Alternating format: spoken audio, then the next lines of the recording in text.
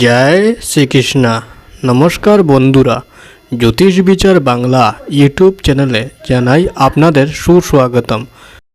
তো বন্ধুরা, আজকের এই ভিডিওতে বলবো স্বপ্নে ভিখারি বা ভিক্ষুক দেখলে কি হয়। হ্যাঁ বন্ধুরা, আজ আমি আপনাদের স্বপ্নের মধ্যে ভিখারি দেখতে পাওয়ার ব্যাখ্যা বলতে যাচ্ছি এবং তার সাথে সাথে এটাও বলবো স্বপ্নের মধ্যে কিভাবে বা কি অবস্থায় ভিখারি দেখতে পেলে আপনাদের জীবনে কি ঘটবে তা নিয়েও বিস্তারভাবে আলোচনা করব। তাই মনোযোগ সহকারে দয়া করে ভিডিওটি পুরো করে দেখবেন, যাতে আপনারা স্বপ্নের ব্যাখ্যাটি ভালোভাবে বুঝতে পারেন। জ্যোতিষ শাস্ত্র মতে প্রত্যেকটি স্বপ্নেরই কুফল এবং সুফল রয়েছে। বন্ধুরা, যখন আমাদের রাশি বা গ্রহ খারাপ স্থানে অবস্থান করে তখন আমরা খারাপ এবং অশুভ স্বপ্ন দেখতে পাই, যার প্রভাবে আমাদের জীবনে আসে দুঃখ, কষ্ট, ঝগড়া, ঝামেলা ইত্যাদি। এবং যখন আমাদের রাশি বা গ্রহ ভালো স্থানে অবস্থান করে তখন আমরা ভালো এবং শুভ স্বপ্ন দেখতে পাই, যার ফলে আমাদের জীবনে আসে ধন, মান, সুখ, সমৃদ্ধি ইত্যাদি।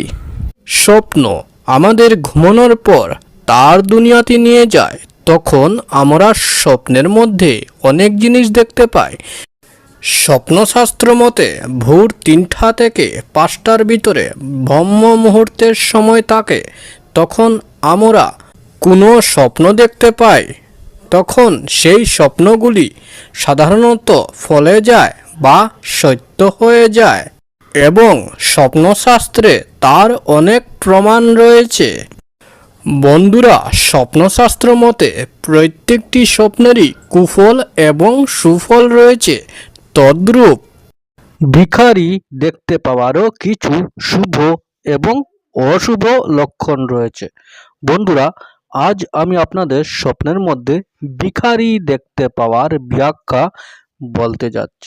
যদি কোনো ব্যক্তি স্বপ্নের মধ্যে কোনো ভিখারিকে দান করতে দেখে, হ্যাঁ বন্ধুরা, যদি কোনো ব্যক্তি স্বপ্নের মধ্যে কোনো ভিখারিকে দান করতে দেখে, তবে ইয়া বুঝতে হবে এই ধরনের শুভ স্বপ্ন দেখার কারণে ওই স্বপ্নদ্রষ্টা ব্যক্তির খুব শীঘ্রই মনের আশা বা ইচ্ছা পূর্ণ হইবার প্রতি সংকেত বোঝায়।